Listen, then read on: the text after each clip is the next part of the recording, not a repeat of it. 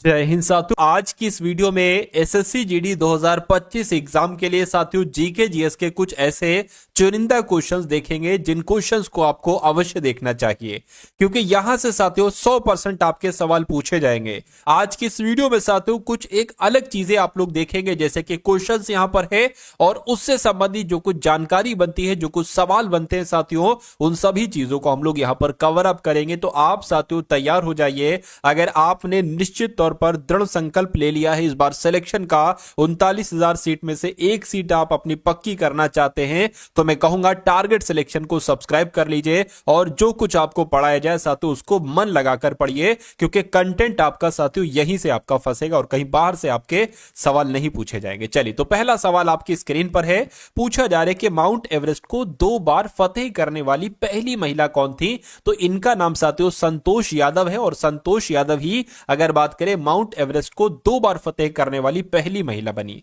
उसके बाद अगर बात करें साथियों और कौन कौन से सवाल आपसे पूछे जा सकते हैं, आपसे पूछा जा सकता है कि विश्व की सबसे ऊंची पर्वत चोटी कौन सी है? तो माउंट एवरेस्ट आपको बताना है। अगर माउंट एवरेस्ट की ऊंचाई आपसे पूछे तो 8848.86 मीटर आपको बता देना है। दूसरा सवाल आपसे पूछा जाएगा, क्या पूछा जाएगा कि एवरेस्ट फतेह करने वाली यानी कि माउंट एवरेस्ट को फतेह करने वाले प्रथम पर्वतरोही का नाम क्या था? तो तेंजिंग नार्गे इनका नाम था, ये नेपाल से थे। और एक दूसरे थे एडमंड हिलेरी, ये कहां से थे साथियों? न्यूजीलैंड से थे। ये मैं साथियों अगर बात करूं तो सैकड़ों बार ये सवाल मैंने देखा है कि बहुत सारी शिफ्ट में पूछा गया है। अब यहां पर अगर बात करें, तीसरा सवाल आपसे पूछा जा सकता है कि एवरेस्ट पर चढ़ने वाली प्रथम महिला जुंको तेबई, ये जापान की थी। और भारत की प्रथम महिला जो माउंट एवरेस्ट पर चढ़ी थी, इनका नाम भचेंद्री पाल है। ये वाली चीज बहुत पूछी जाती है, भचेंद्री पाल वाली चीज। चलिए, अगर बात करें भचेंद्री पाल साथियों कब माउंट एवरेस्ट को इन्होंने फतेह किया था? तो 1984 में इन्होंने माउंट एवरेस्ट को फतेह किया था, यह भी आपको याद रखना है।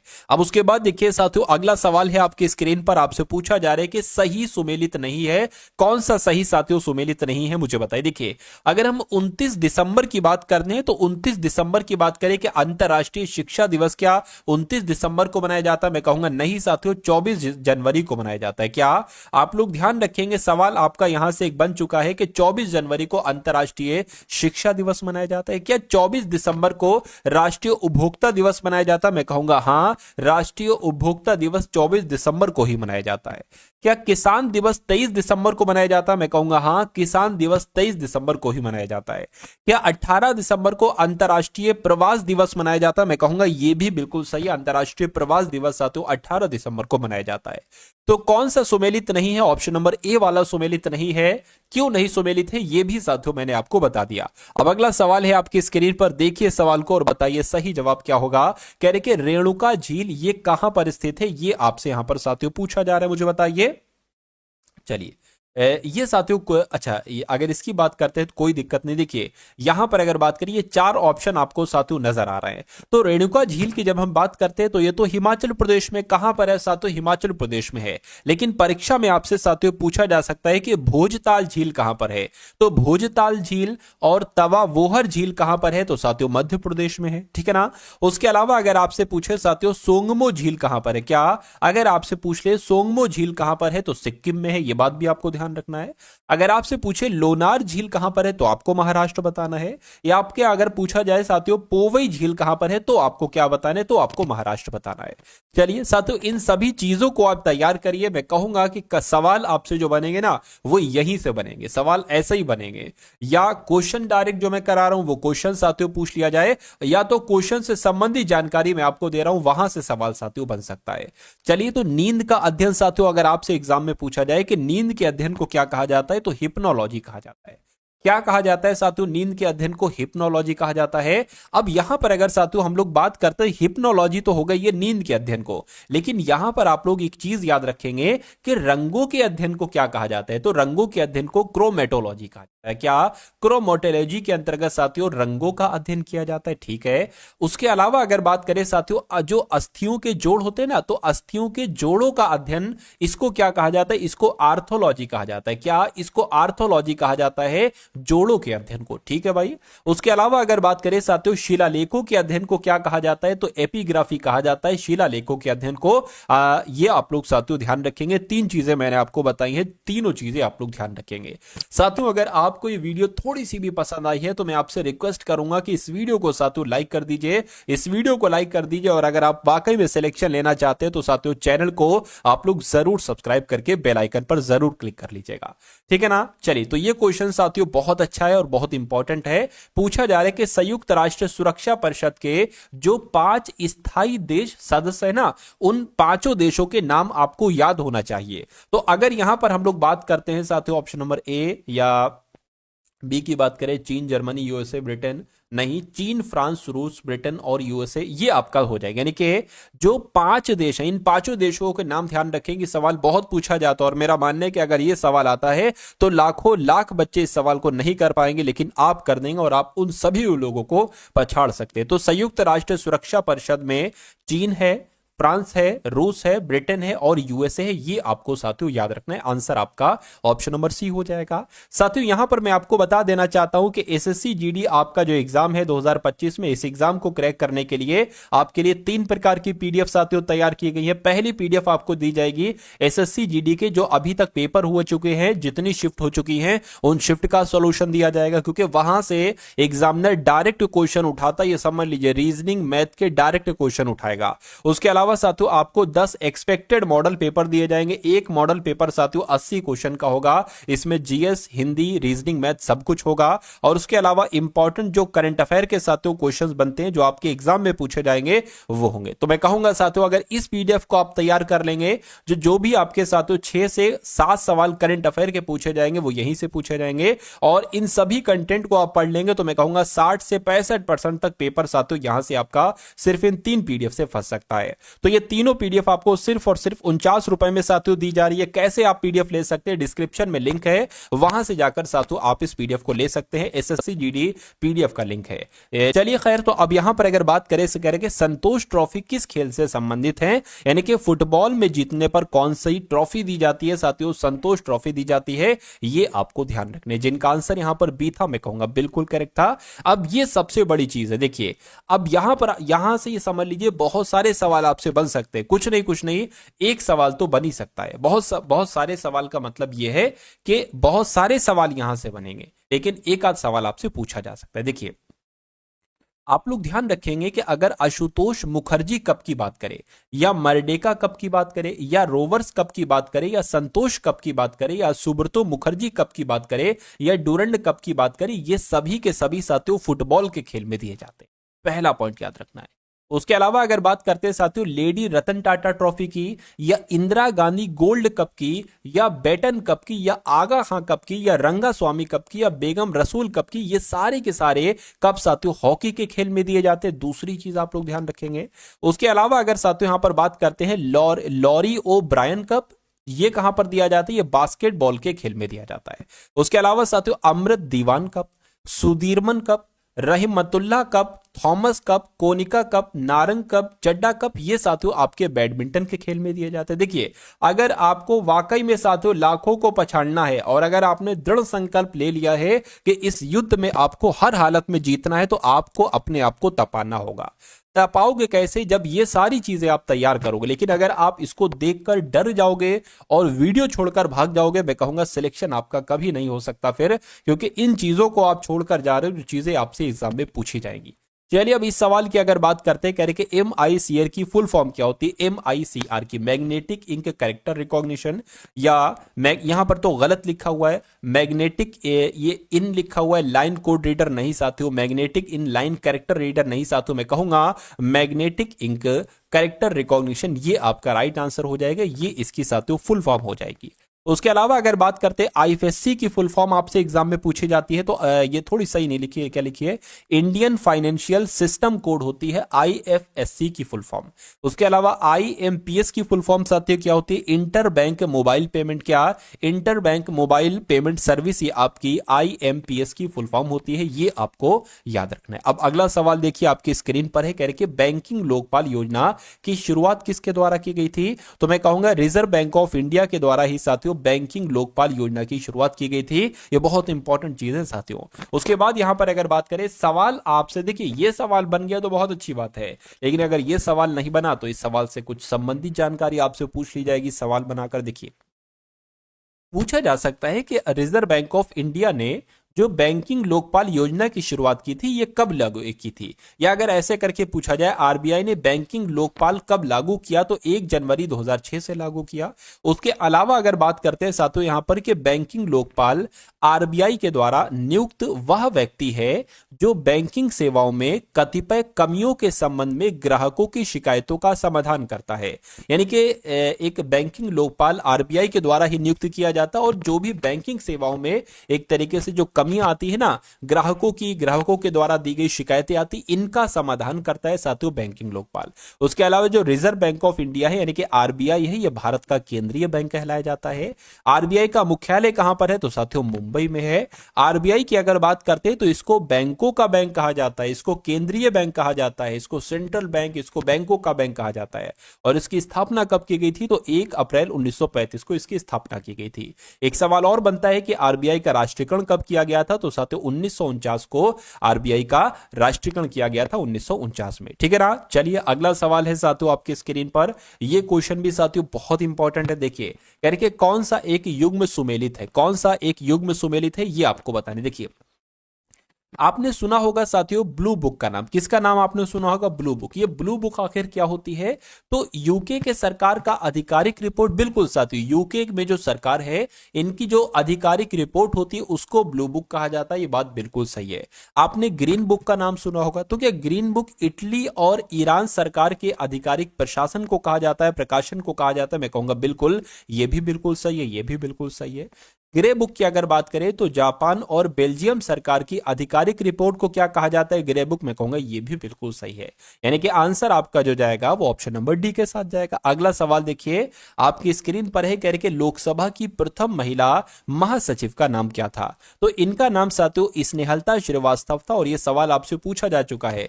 तो लोकसभा की पहली महिला महासचिव का नाम क्या था, साथियों स्नेहलता श्रीवास्तव था। आंसर आपका ऑप्शन नंबर बी हो जाएगा। अब यहां पर अगर बात करें बहुत सारे सवाल बनते हैं और जो कि बहुत इंपॉर्टेंट है, आपसे पूछा जा सकता है कि दिल्ली की पहली महिला मुख्यमंत्री एक तरीके से कौन थी साथियों, तो सुषमा स्वराज थी। कौन थी, दिल्ली की पहली महिला मुख्यमंत्री कौन थी, सुषमा स्वराज थी। अगर बात करते अमृता प्रीतम, ये साहित्य अकादमी पुरस्कार प्राप्त करने वाली प्रथम भारतीय महिला थी, इनका नाम क्या था, अमृता प्रीतम था, ये आप लोग ध्यान रखेंगे।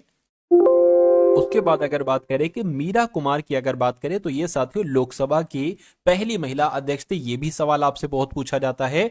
उसके बाद अगर यहां पर हम लोग बात करें कि राज्यसभा की प्रथम महिला उपसभापति का नाम क्या था, तो वायलेट अल्वा इनका नाम था, और वायलेट अल्वा राज्यसभा की पहली महिला उपसभापति थी। उसके अलावा प्रथम महिला केंद्रीय मंत्री साथियों कौन रही, तो आप लोग ध्यान रखेंगे राजकुमारी अमृता कौर, ये पहली केंद्रीय मंत्री नहीं, ये भी आप लोग को मालूम होना चाहिए। और यूपीएससी की पहली महिला अध्यक्ष कौन रही साथियों, तो रोज मिलियन बैथी उनका नाम है, और ये यूपीएससी की प्रथम महिला अध्यक्ष रही, ये भी आपको मालूम होना चाहिए। अगला सवाल है आपकी स्क्रीन पर, निम्नलिखित में से कौन सा एक सुमेलित नहीं है, ये आप लोग ध्यान रखेंगे, कौन सा एक सुमेलित नहीं है साथियों, ये आपको यहां पर साथियों बताना है। चलिए तो देखिए फिनलैंड की अगर बात करते हैं तो फिनलैंड की राजधानी क्या है, तो हेलसिंकी, मैं कहूंगा बिल्कुल सही है।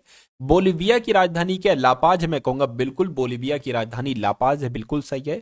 इथियोपिया की अगर बात करें तो इथियोपिया की राजधानी लुसाका नहीं है साथियों, आपको मालूम होना चाहिए आदिस एबाबा है। क्या अगर बात करते हैं आदिस एबाबा की, तो ये कहां की राजधानी है, ये साथियों इथियोपिया की राजधानी है। उसके अलावा यूक्रेन की राजधानी क्या कीव है, मैं कहूंगा बिल्कुल यूक्रेन की राजधानी कीव है।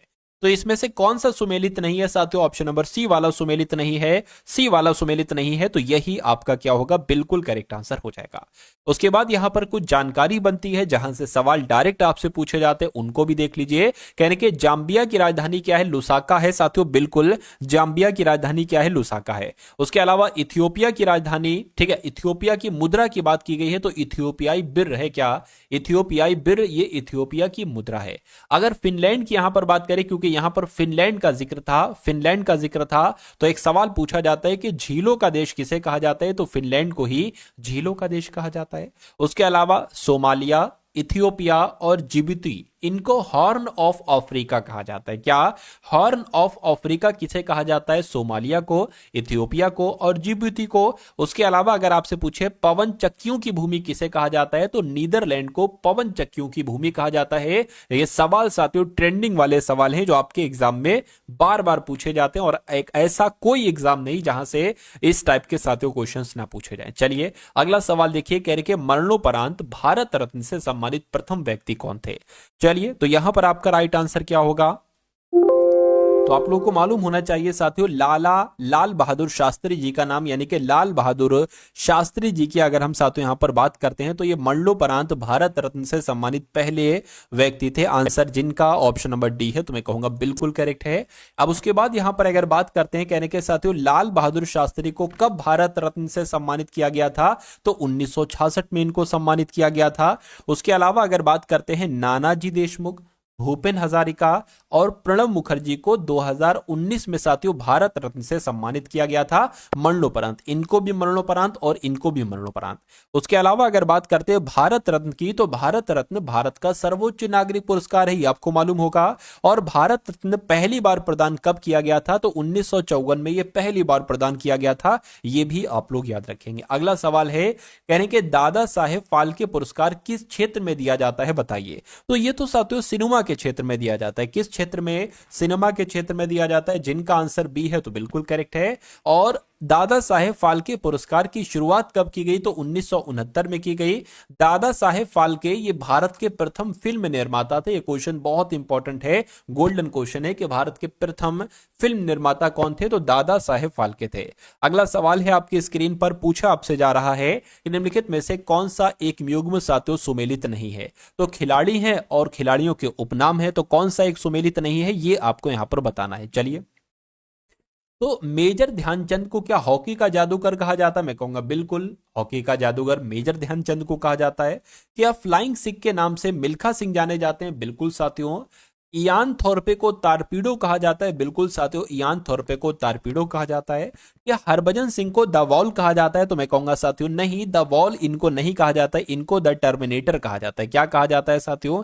इनको अगर बात करें टर्मिनेटर कहा जाता है, ये आपको याद रखना है, यानी कि हरभजन सिंह को द टर्मिनेटर कहा जाता है। तो कुल मिला के अगर बात करें कौन सा सुमेलित नहीं है, तो ऑप्शन नंबर डी वाला सुमेलित नहीं है। अब उसके बाद देखिए यहां पर भी साथियों बता दिया गया है कि हरभजन सिंह का उपनाम द टर्मिनेटर है। और एक तरीके से अगर बात करें द वॉल, यहां पर अगर बात करें द वॉल, श्रीमान भरोसेमंद एवं जैसी मिस्टर डिपेंडेबल, ये राहुल द्रविड़ के उपनाम है। ये बहुत इंपॉर्टेंट क्वेश्चन है साथियों। श्रीमान भरोसेमंद कह लो राहुल द्रविड़ को, द वॉल राहुल द्रविड़ को, जैमी मिस्टर राहुल द्रविड़ को, और यहां पर साथियों आया था द वॉल। तो द वॉल की अगर बात करें तो राहुल द्रविड़ को कहा जाता है, हरभजन सिंह को नहीं कहा जाता है।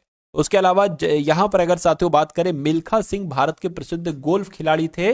चलिए, उसके अलावा यहां पर अगर बात करें इयान थोरपे की बात करें तो ये कौन है? ये ऑस्ट्रेलिया के तैराक हैं एक। और भारतीय क्रिकेटर अनिल कुंबले का उपनाम जंबो है। क्या अगर जंबो पूछा जाए किसको कहा जाता है, तो अनिल कुंबले जी को जंबो कहा जाता है, आपको याद रखना है।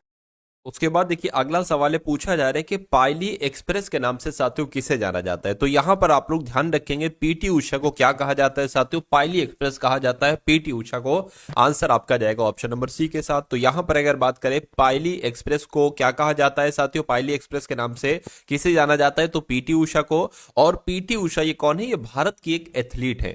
और अगर आपसे पूछा जाए साथियों हिमा दास के बारे में, तो हिमा दास को क्या कहा जाता है? डिंग एक्सप्रेस कहा जाता है। ये किस राज्य की है? तो ये साथियों असम की है। ये भी जानकारी आपको मालूम होना चाहिए। अगला सवाल आपकी स्क्रीन पर है, आपसे पूछा जा रहा है कि निम्नलिखित स्थानों में से कहां शोम्पेन जनजाति पाई जाती है? सवाल आपसे बहुत पूछा जाता है कि शोम्पेन जनजाति कहां पर पाई जाती है? निकोबार द्वीप समूह में साथियों शोम्पेन जनजाति पाई जाती है। आंसर आपका बी हो जाता है। अगला सवाल देखिए, कह रहे हैं साथियों एशियाटिक सोसाइटी की स्थापना साथियों कब की गई? तो कब की गई? 1784 में ही एशियाटिक सोसाइटी की स्थापना की गई। राइट आंसर आपका सी हो जाता है। अगला सवाल, अब यहां पर अगर बात करें, देखिए ये तो आपको मालूम पड़ गया कि एशियाटिक सोसाइटी की स्थापना स्थापना 1784 में की गई। लेकिन इसके संस्थापक कौन थे? तो नाम आपको ध्यान रखना है, Sir William Jones Asiatic Society के संस्थापक थे। ठीक है, उसके अलावा अगर बात करते हैं कि एशियाटिक सोसाइटी का उद्देश्य क्या था, तो प्राचीन भारतीय इतिहास और संस्कृति का अध्ययन करना ही एशियाटिक सोसाइटी का उद्देश्य था।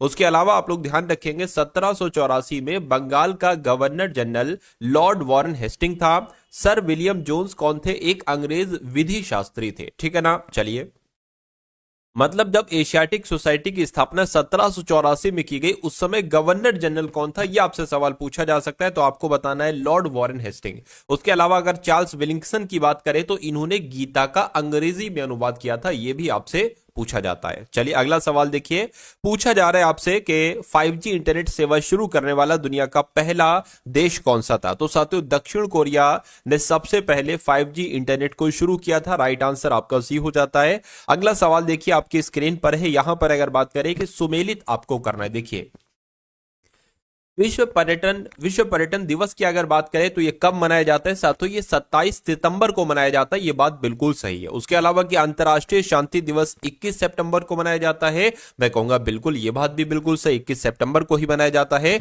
विश्व ओजोन दिवस की अगर बात करते हैं तो ये साथियों 16 सितंबर को मनाया जाता है, बिल्कुल। हिंदी दिवस की बात करें तो 14 सितंबर को मनाया जाता है, ये बात भी बिल्कुल सही है। यानी कि ए का 1, बी का 2, सी का 3, डी का 4 कहां पर लिखा हुआ है? ऑप्शन नंबर ए वाले में लिखा हुआ है। तो इस सवाल का जवाब आपका क्या होगा? ऑप्शन नंबर ए आपका राइट आंसर हो जाता है। अगला सवाल देखिए, कह रहे हैं कि गुल ए नगमा पुस्तक के लेखक कौन है? तो इनका नाम है साथियों फिराक गोरखपुरी, और फिराक गोरखपुरी ही गुल ए नगमा पुस्तक के लेखक हैं। अगला देखिए, कह रहे हैं कि साथियों शराबबंदी लागू करने वाला पहला भारतीय राज्य कौन सा था?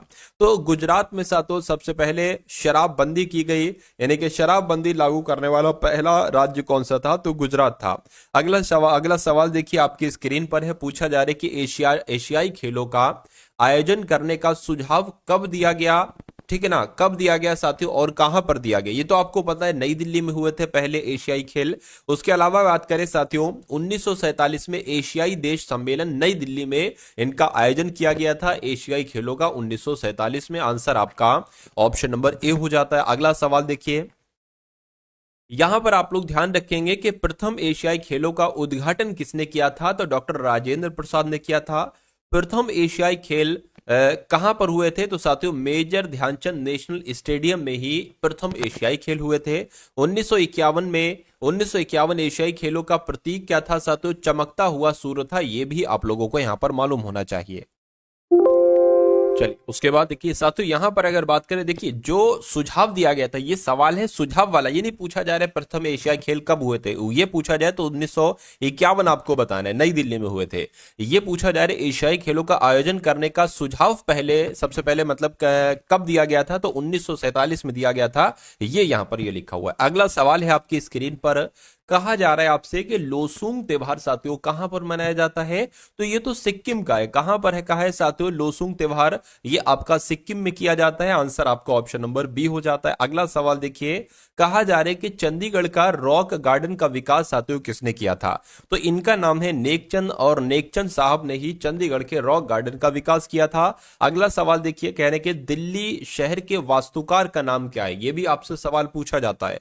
तो एडविन लुटियंस इनका नाम है, और एडविन लुटियंस की अगर बात करते हैं साथियों, ये दिल्ली के शहर के वास्तुकार थे। और चंडीगढ़ शहर के वास्तुकार के बारे में पूछा जाए तो ली कार्बजियर आपको बता देना। क्या? ली कार्बजियर की अगर बात करें तो ये चंडीगढ़ शहर के वास्तुकार, और एडविन लुटियंस की बात करें तो ये साथियों दिल्ली शहर के वास्तुकार। तो दोनों बातें आप लोग यहां पर याद रखेंगे। उसके बाद देखिए, अगला सवाल है आपकी स्क्रीन पर, आपसे कहा जा रहा है कि नवंबर में भारत का कौन सा राज्य संगाई महोत्सव साथियों मनाता है? तो संगाई महोत्सव की अगर बात करें, ये तो मणिपुर मनाता है। ये सवाल पूछा जाता है। तो मणिपुर राज्य में साथियों नवंबर महीने में संगाई महोत्सव मनाया जाता है। आंसर आपका ऑप्शन नंबर डी हो जाएगा। अगला सवाल देखिए, कह रहे हैं कि साथियों अब यहां पर आप लोग कुछ चीजें याद रखेंगे, जैसे कि अगर बात करते हैं साथियों मेइतेई जनजाति की, तो मेइतेई जनजाति के द्वारा चेरिया ओवा त्योहार मनाया जाता है। कहां पर मनाया जाता है? मणिपुर में मनाया जाता है।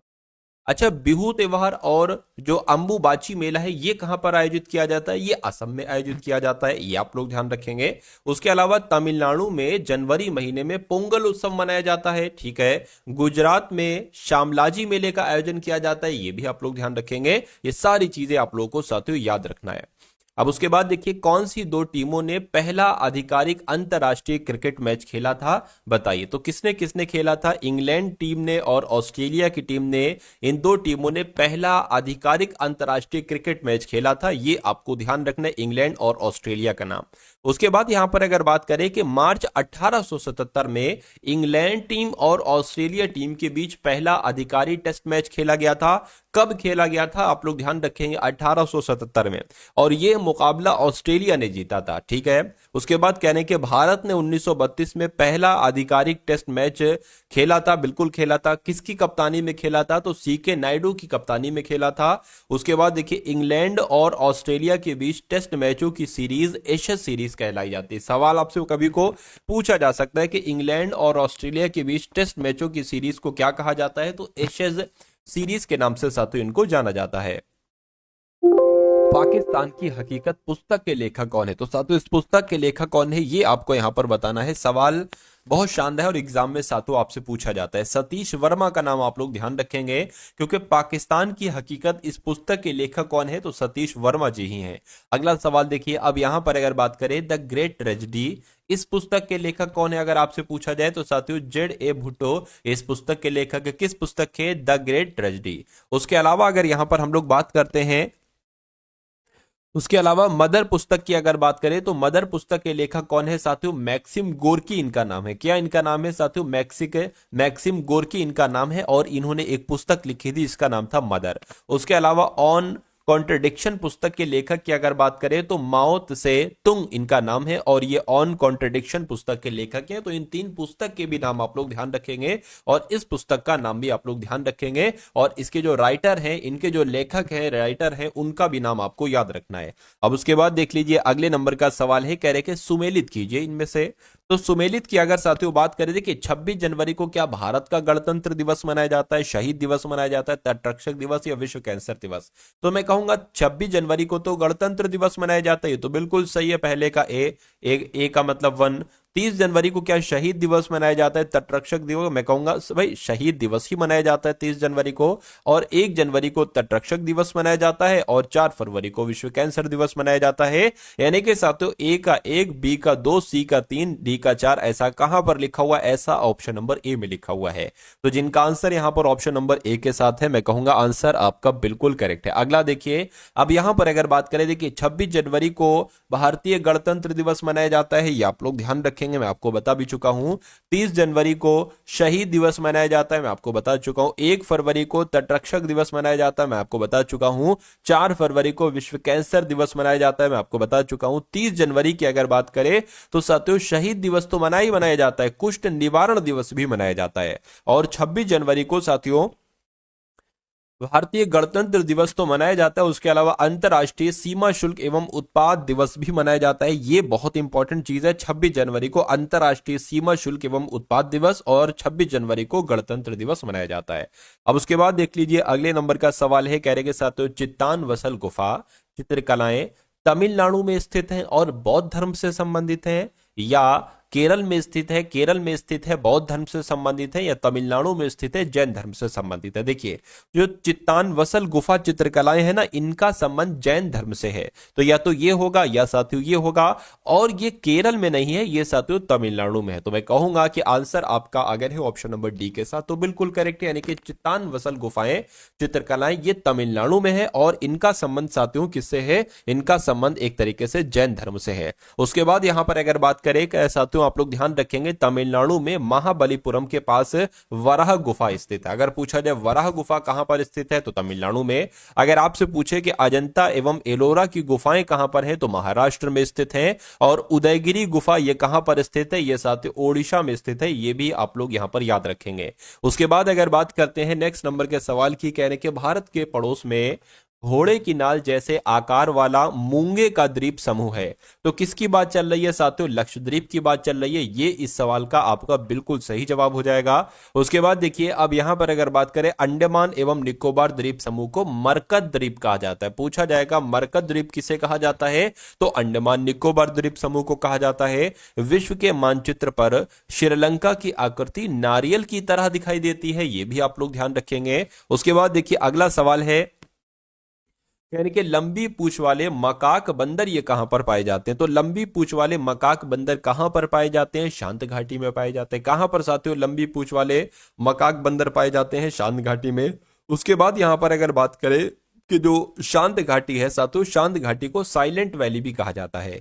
और ये शांत घाटी अर्थात साइलेंट वैली कहां पर स्थित है? तो ये केरल में है। ठीक है। भारत में सिलिकॉन वैली कर्नाटक में तथा विश्व में अमेरिका के कैलिफोर्निया में स्थित है। ठीक है ना। अगर बात करें भारत में जो सिलिकॉन वैली है, भारत के सिलिकॉन वैली की अगर बात करें तो कर्नाटक में, और विश्व की बात करें तो विश्व में अमेरिका के कैलिफोर्निया में स्थित है। उसके अलावा आप लोग ध्यान रखेंगे साथियों कि अंटार्कटिका को श्वेत महाद्वीप, बर्फीला महाद्वीप एवं विज्ञान को समर्पित महाद्वीप कहा जाता है। ठीक है ना।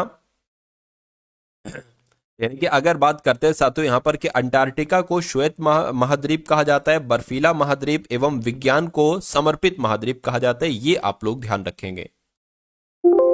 गरीबों की कथकली साथियों किस नृत्य को कहा जाता है? तो यहां पर आप लोग ध्यान रखेंगे, इनका नाम है साथियों, इस नृत्य का नाम है ओटन तुल्य। क्या ओटन तुल्य इस नृत्य का नाम है? उस नृत्य को क्या कहा जाता है? गरीबों की कथकली कहा जाता है। राइट आंसर आपका ऑप्शन नंबर सी हो जाएगा। उसके बाद अगर बात करें कि मोहिनी अट्टम ये कहां पर किया जाता है? ये केरल में किया जाता है, यानी कि केरल का एक शास्त्रीय नृत्य है। उसके अलावा केरल में अच्छी फसल की खुशी मनाने के लिए कई कोट्टिकली नृत्य किया जाता है, और ये कई कोट्टिकली नृत्य पुरुषों एवं स्त्रियों के द्वारा किया जाता है। तो कुल मिला के साथियों अगर बात करें, अगला देखिए, कथकली ये केरल का शास्त्रीय नृत्य है। उसके अलावा कालबेलिया हो गया, गणगौर नृत्य हो गया, घूमर नृत्य हो गया, ये कहां पर किया जाता है? तो ये राजस्थान में किया जाता है, ये भी आपको याद रखना है। उसके बाद अगर बात करें करके जर्मन साम्राज्य की स्थापना किसने की थी? तो जर्मन साम्राज्य की स्थापना किसने की थी? काउंट बिस्मार्क इनका नाम है, और काउंट बिस्मार्क ने ही साथियों जर्मन साम्राज्य की स्थापना की थी। आंसर आपका ऑप्शन नंबर ए हो जाता है। अगला सवाल देखिए, अगला सवाल ने इंपॉर्टेंट चीज देख लीजिए करके, काउंट बिस्मार्क ने 1871 में एकीकृत जर्मन साम्राज्य की स्थापना की थी, और जर्मनी में राष्ट्रीय आंदोलन का प्रारंभ प्रशा से हुआ था। ठीक है ना। अगला देखिए कह रहे कि साथियों कन्फ्यूशियस कौन था? तो सवाल अगर आपसे पूछा जाए कि कन्फ्यूशियस कौन था, तो ये एक चीनी दार्शनिक था। कौन था? कन्फ्यूशियस एक चीनी दार्शनिक था। अगला देखिए कहने के साथियों, भारतीय रिजर्व बैंक के प्रथम भारतीय गवर्नर जनरल का नाम क्या था? तो इनका नाम सर सी डी देशमुख था। क्या सर सी डी देशमुख ये कौन थे? भारतीय रिजर्व बैंक के पहले भारतीय गवर्नर थे। उसके बाद यहां पर अगर बात करें, सर सी डी देशमुख का कार्यकाल 11 अगस्त 1943 से लेकर 30 जून 1949 तक रहा था। रिजर्व बैंक के प्रथम गवर्नर कौन थे? ऑसबर्न ए स्मिथ थे। अब यहां पर भारतीय नहीं अगर आए तो ये आपको लिखना है। इनका कार्यकाल 1 अप्रैल 1935 से 30 जून 1937 तक रहा। उसके अलावा बेनेगल रामाराव, ये इनका आरबीआई के गवर्नर के रूप में कार्यकाल 1949 से 57 तक रहा। और आरबीआई भारत का एक केंद्रीय बैंक है जिसका मुख्यालय कहां पर है? मुंबई में है। आरबीआई की स्थापना 1 अप्रैल 1935 को हुई थी, ये भी आप लोग याद रखेंगे। उसके बाद देखिए कहने के दादा साहेब फाल्के पुरस्कार प्रदान किया जाता है। तो दादा साहेब फाल्के पहला दादा साहेब फाल्के पुरस्कार किसको प्रदान किया गया था? तो देविका रानी रोरिक को क्या प्रदान किया गया था? पहला दादा साहेब फाल्के पुरस्कार। उसके बाद यहां पर अगर बात करें साथियों, दादा साहेब फाल्के पुरस्कार भारत में सिनेमा का सर्वोच्च पुरस्कार है। पूछा जाए भारत में सिनेमा का सर्वोच्च पुरस्कार कौन सा है? तो दादा साहेब फाल्के आपको बताना है।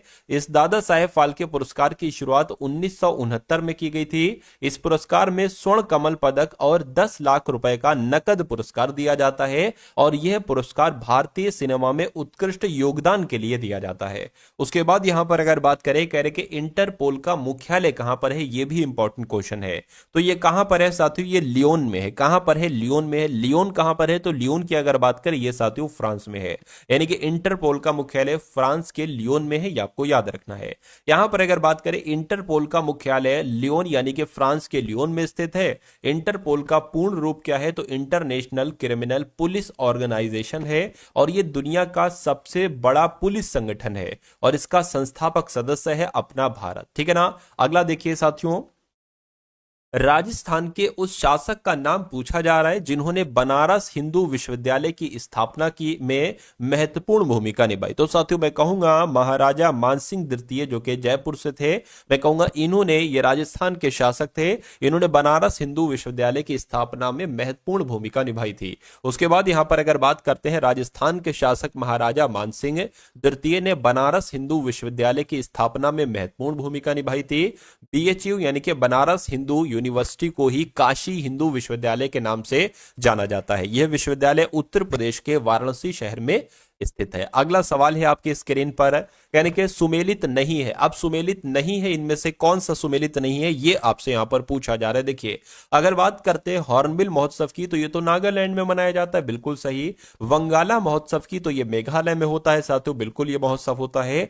चेरिया ओवा त्योहार ये कहां पर होता है, ये मणिपुर में होता है। खर्ची पूजा की अगर बात करें तो ये असम में नहीं होता है साथियों। क्या खर्ची पूजा की अगर बात करें तो ये साथियों त्रिपुरा में होता है। कहां पर होता है, ये त्रिपुरा में होता है, या असम में नहीं होता है। तो मैं कहूंगा कौन सा सुमेलित नहीं है, ऑप्शन नंबर डी वाला सुमेलित नहीं है। अब नहीं है तो यही आपका बिल्कुल सही जवाब हो जाता है भाई। बहुत बढ़िया, वेरी गुड क्लास। अब यहां पर देख लीजिए, कहने के जो खर्ची पूजा है ना, ये त्रिपुरा में पृथ्वी के सम्मान में मनाए जाने वाला त्योहार है। ठीक है। असम में बिहू और अंबुबाची उत्सव मनाया जाता है, आपको ध्यान रखना है। वंगाला महोत्सव गारो जनजाति के द्वारा किया जाता है और फसल की कटाई के पश्चात किया जाता है। मिसी सलजोंग नामक स्थानीय देवता के सम्मान में किया जाता है। ठीक है। कह रहे कि मणिपुर में सनामही नामक स्थानीय देवता के सम्मान में मेइतेई जनजाति द्वारा चेरिया ओवा त्योहार मनाया जाता है। क्या ध्यान रखना है, ध्यान ये रखना है कि मणिपुर में, ठीक है ना, मणिपुर में मेइतेई जनजाति के द्वारा चेरिया ओवा त्योहार मनाया जाता है। ये 3 पॉइंट आप लोग ध्यान रखेंगे। तो कुल मिला के साथियों ये क्लास आपको कैसी लगी एक बार कमेंट सेक्शन में आप लोग जरूर बताइएगा। इस वीडियो को साथियों लाइक कीजिएगा, वीडियो को शेयर कीजिएगा।